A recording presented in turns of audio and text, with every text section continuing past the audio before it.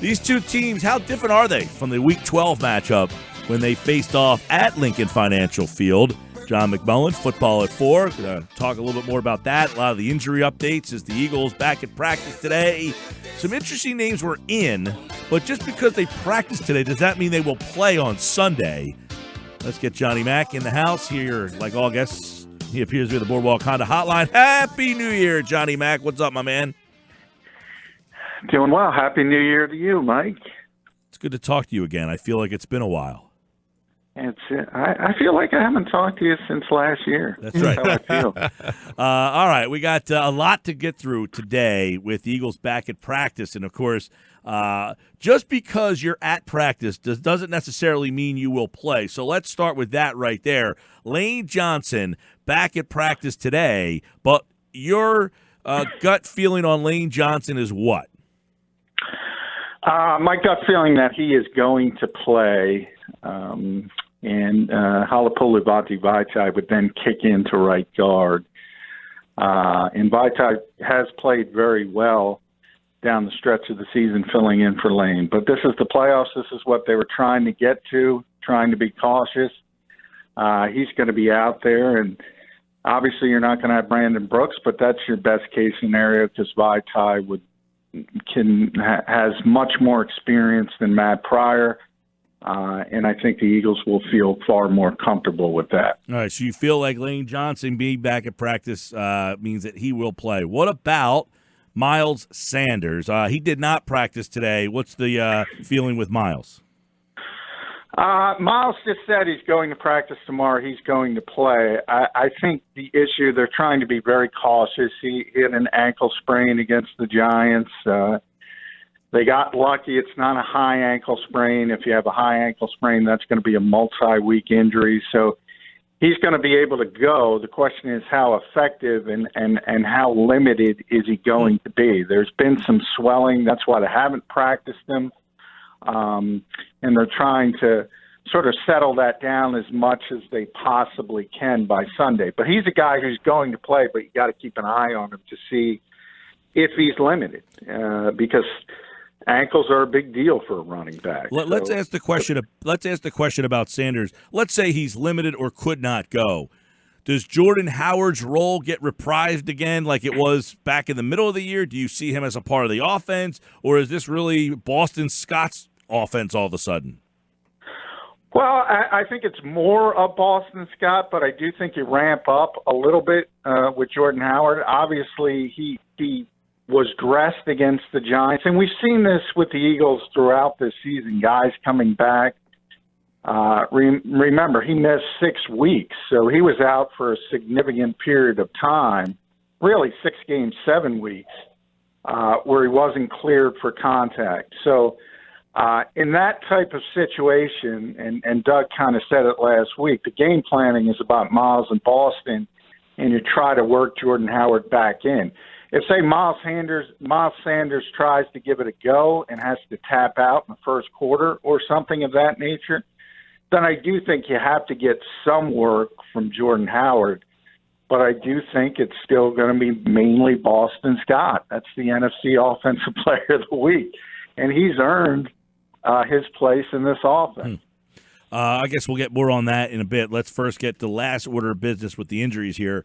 Zach Ertz, lacerated kidney. The last guy I remember with that, I think, was Andrew Luck. And, it was one of those things where, he might play, and then he never really did. Do you anticipate Ertz, not only this week, but at all in this playoff run? No, I don't. Outside chance that he could play in the Super Bowl if the Eagles were to make it that far. So that's a lot of hurdles. But it's generally a month-long injury. The only hope is that the report is wrong, and everything I get, Ian Rappaport was the first to report it. Sources have told me as well if it's lacerated kidney. If it's lacerated, he's not playing. Simple as that. Because there's too much that can go wrong in that type of issue. And if you further injure that type of thing, people have joked you can live with one kidney. You can, but you can't play football with one kidney. So his career would be over. in essence. And that's what you're talking about with this type of injury and why there have been many players, and nobody has come back from it in a week or two. This is just not that type of injury. So the fact that he's out there and he's doing some work and walkthroughs, remember, Jordan Howard was doing limited work at practice for that entire 6-week period and was not cleared for contact. You're going to see a similar thing with Zach Ertz. He's going to be limited, but he's not cleared for contact with a lacerated kidney. It's just not going to happen. What's the actual recovery on a lacerated kidney? Is it just time, or is that not a surgical procedure that's necessary? No, it's generally 4 weeks from the doctors that have talked about it. Minimum, if everything goes well, and it's not. It is time. It's not really a cut, a laceration. Tends you to believe it's a cut, but that's kidneys sort of have a different type of texture, and it's more of sort of a break than an actual laceration. But it's very dangerous, and especially when you have a broken rib on top of it, because you lose some protection from that aspect of it as well. There's no question, though, if Zach just had a broken rib, he'd be out there. He'd be playing this week. But the kidney, and if the reports are true, and I have no reason to doubt them, he's not going to be able to do it. David Chow is the ex-team physician of the then San Diego Chargers, now the LA Chargers. He wrote about it this week, and he gave you a laundry list of guys who've had this injury. Nobody's been able to come back. Most were placed on injured reserve. Best case scenario, 4 weeks. Yeah, by the way, Dr. McHale at 4:45 today, we'll ask him more about it. He was a assistant team physician with the New England Patriots, so we'll be able to get some more details on that. John, how would you employ your personnel in the secondary in this game? If with Mills being expected to play, would you play Mills on the outside and Maddox on the outside and base, and then move Maddox into nickel, or would you get Rasul Douglas out there on the outside, even in base? How would you do it? Yeah, it's interesting. I don't want Rasul Douglas out there. I got to be honest. I'm with you. Jim does not agree with me. I think that's the way it's going to be, but I think everybody's going to play. And Jalen Mills is going to be the left corner. That's the thing you know. He's going to play. He's going to be back, and he's going to be the left corner. So from there, I would probably use Avonte Maddox outside, Cre'Von LeBlanc in the slot, because Cre'Von played really well against the Giants. And I think you got kind of go with the hot hand. That's how I would look at it, and try to get the best players on the field. There's a size issue, as there typically is. One of the reasons Avonte Maddox doesn't play outside to begin with is because he's so short, and there's some size limitations from that part of it. It's worse this week when you have DK Metcalf and his size out there. So in that instance, I would go Sidney Jones more than Rasul Douglas, but they're going to go Rasul Douglas, I think, to start. But I do think everybody will play. And if Rasul starts having issues, I do think there will be a quick hook. But I think there is – you can at least spin it like you need his size out there. But then you have just DK running by him. So I don't know. You're kind of talking yourself into that. I want the best players out there. And Rasul Douglas has not been one of the Eagles' best corners. You can argue everybody's been playing better than him. Avonte was playing better outside. Sidney was playing better outside.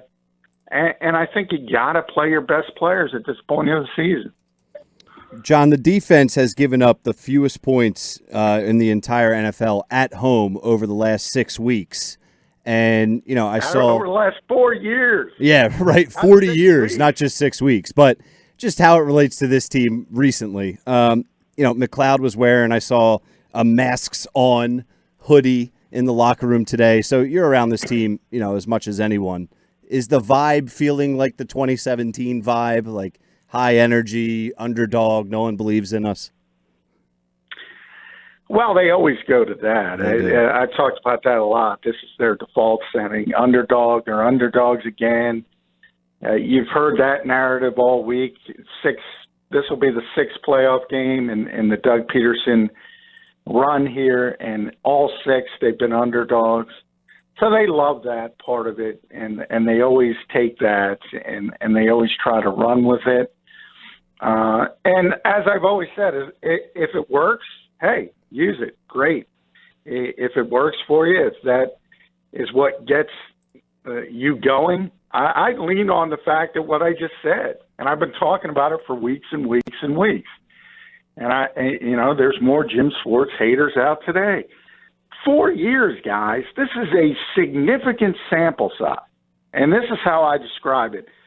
Number one defense in the NFL from a points allowed perspective at Lincoln Financial Field. Number one. And give me at any point of that 4-year span, was this personnel even close to being a top 5 defense?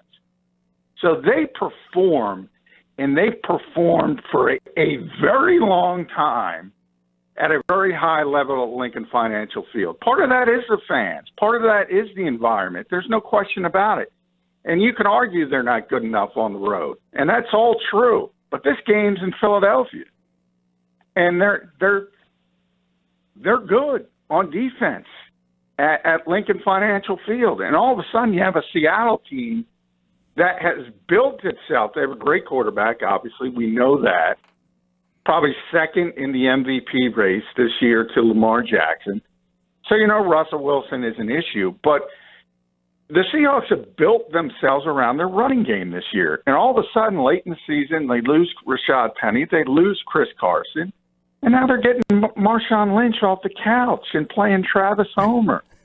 This is the kind of stuff that the stars are aligning for this team. And they should be favored, by the way. They shouldn't be underdogs because they should win this game.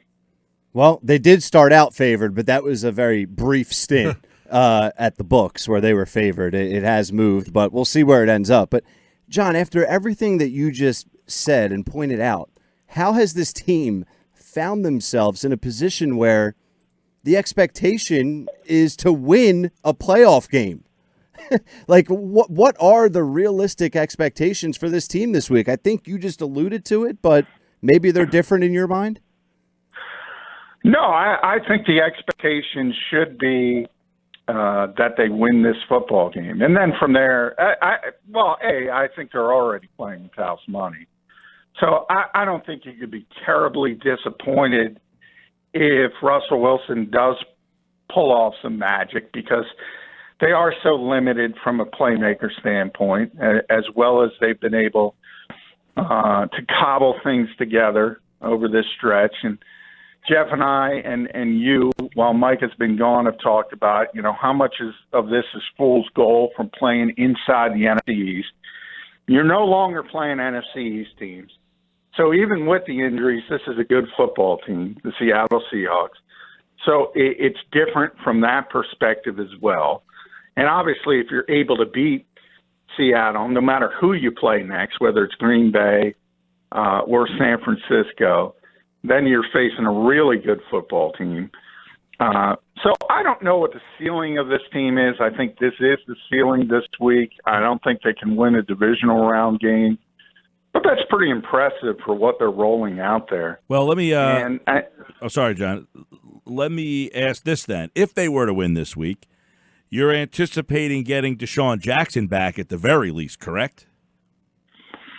Well, I think there's still some hurdles to overcome there. I know Deshaun wants to come back. But if you go back to the first time when he tried to come back, you heard the same thing. He's running 19 miles per hour. The first time, though, it didn't seem that he was too thrilled about – like, it wasn't like he was all that excited about coming back. It did seem more like I'm going to give it the old effort more than I'm ready to go. Whereas now it looks like Well, there's no question he's surgically repaired now, so it's different from that aspect. You're not concerned from that point of it. But it is sort of a tight time frame. So I'm just talking about some of the same stuff of, he's running 19, 20 miles per hour. He typically runs 22. All that is the same. The different part is he actually went through the surgery. I also point to Jordan Howard and other players earlier in the ramp-up period. It's not like he's going to go out there with a week of practice, and you barely practice at this time of year, and he's going to go out there and play 60, 70 offensive plays for being out for essentially 15 weeks. He came back for that very short period. Mm-hmm. So you have the conditioning part of it as well. Could he be back in a limited fashion, 20, 30 plays to help? Yeah, that's a potential. But I think anybody who thinks he's going to be out there and be the starting receiver and getting 150 yards and 8 receptions and 2 touchdowns, and it's week 1 all over again, I can't imagine any way that could happen. These two teams played, 5 weeks ago. It was 17-9. The Eagles were pathetic on offense, but they did a really good job defensively. What is different about this offense that would suggest that if the defense holds up their end of the bargain this time, that offensively they could be different than the team that scored 9 points the last time these two teams played? Well, I think they've figured it out. I think they've scaled things back a lot to get the younger players who don't have a ton of experience, the practice squad guys, playing fast. They talked about that. I think they've schemed well for what these players can do and what their skill sets are. So I think they've got a better feel for that. KJ Wright kind of famously said he knew every screenplay the Eagles were running after that game.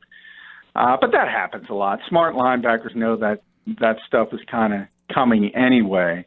So that's a little bit overblown. They're just confident, I would say. That's the biggest difference. I mean, you've seen the numbers. And, again, you point out against NFC East competition, but 400 yards of offense week after week after week with these guys, Boston Scott, the Greg Wards, Deontay Burnett against the Giants. Guys keep coming up big, and if they can keep it to a similar level from a defensive standpoint, you're talking about 17, 20 points, there's a good chance the Eagles are going to be able to get enough offense to win that type of game. John, I can't remember if I asked you this on Monday, but I'm really curious as how you might feel. Do you believe the Eagles would have won the last 4 games of the year if Nelson and Alshon had not been hurt? Yes. And remember, if you go back and when they were 5-7, they lost in Miami. I forget who was in the studio, but I said they were going to be playing for the NFC East in Week 16. Mm-hmm. And that had more to do with the opposition and who they were playing than what the Eagles were doing or not doing. And that's why I say I don't know how much of this is real. I don't know how much is fool's gold. I am not impressed by beating the Giants twice. I'm not impressed by beating the Redskins. I'm not impressed by beating the Cowboys because Dak Prescott, when we got to Week 16, I said the Eagles were going to win that game because Dak Prescott was hurt and he needed 2 pain injections that comes out to get through that game. So I expected the Eagles to be here. They're playing better now offensively a little bit, but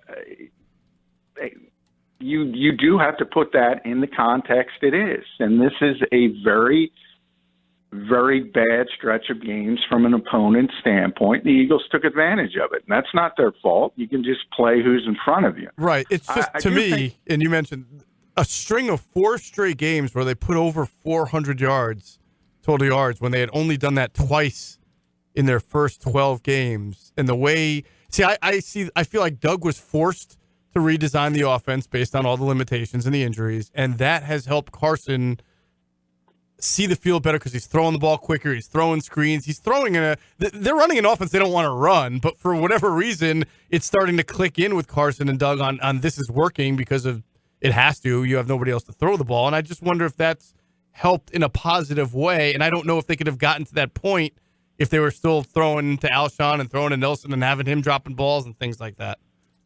Well, I agree from a schematic standpoint it's helped because they've changed things drastically, and they have scaled it back and they've used tempo. That's helped as well. Right. because they've been starting to do that more, and it gets everybody comfortable in the game. I kind of put those two particular players I put in different categories.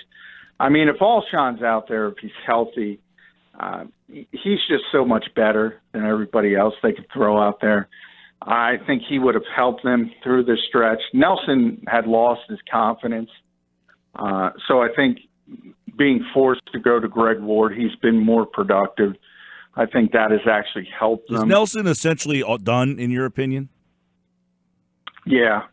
I mean, they're obviously not bringing him back. He's not at practice again.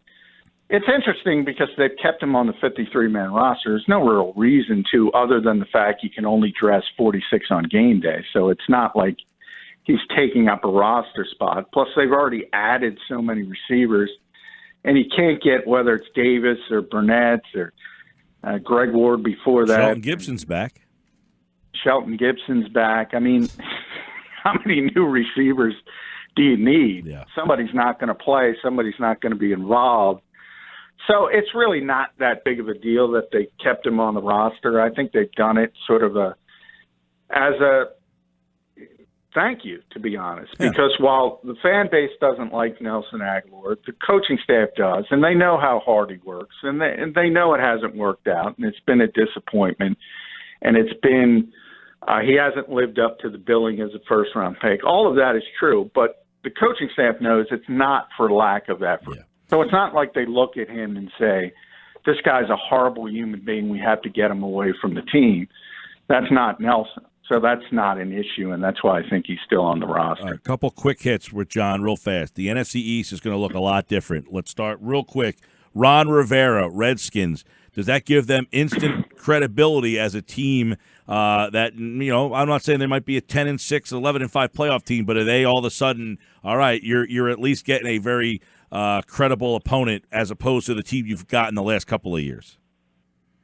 Yeah, I mean, he's a very credible coach, and then you get Jack Del Rio as well as the defensive coordinator. So that's two big names right off the bat, two guys who understand what it takes to win in this league. And I always talk about head coaching and leadership, and you see it here in Philadelphia. It's far more important than scheme. So I think they got that part of it right. But always with Washington, you have to see, is Daniel Snyder going to get out of the way? They got Allen out of there at least. They did get Allen out. Yeah, and that's probably the bigger positive, to be honest. Getting Bruce Allen out of there is probably even a bigger positive than getting Ron Rivera and Jack Del Rio. So if they get a good personnel guy and they get out of their way, the Redskins are finally going in the right direction. All right, what is the Giants' plan? I would imagine they want to hire Matt Rule, who's a New York guy, and the Jets should have hired him last year. He's another guy, in my opinion, who gets it. He was on Adam Schefter's podcast a little while ago talking about what it takes to be successful as a head coach. Everybody in the NFL thinks he's going to be a success at this level. I think that would be his dream job, and ultimately I think that's where they're going to land. All right, and then what's going to happen in Dallas? Jerry Jones is a trip, man. I don't know if he's just waiting. Jason Garrett's contract expires, I think, on the 14th. So I don't know if he wants to play that game. He's waiting on Zimmer. I think he's waiting on Zimmer as well. Yep. I think if the Vikings get blown out this week, and I expect them to, I think that's the one game I think the Saints are going to run over them. I think that's the one surprise. The Vikings could be looking to move on. But he's got 1 year left on his deal, so they're not going to fire him. They're going to force Jerry Jones to send a draft pick their way. If Jerry's interested in that, I think the Vikings would go that route and elevate Kevin Stefanski, who, if he doesn't get the Vikings job, is probably going to be the Browns head coach. So he's going to be a head coach, in my opinion, either way. And from Jason Garrett, I think he likes him. He respects him. He doesn't want to fire him. I think he's trying to look for another job in the organization for him to save face. He's done this in the past. Remember, I talked about Chris Richard, who just interviewed for the Giants job. He's the defensive coordinator in Dallas, or was, until they officially move on. But he wasn't called that. Rod Marinelli was, because that's what Jerry does. He doesn't fire people. He just lets them stay there and says, you do the job, and gives them a different title. It's like the old Cheers episode. If you guys are Cheers fans with Ted Danson and Shelley Long back in the day, everybody wanted raises. They gave him titles instead. That's sort of what Jerry Jones does. All right, we'll have more on the NFL and, of course, Wild Card Weekend coming up tomorrow. Football at 4. Johnny Mac's in the house, 97.3 ESPN. Thanks, pal. All right, thank you, guys.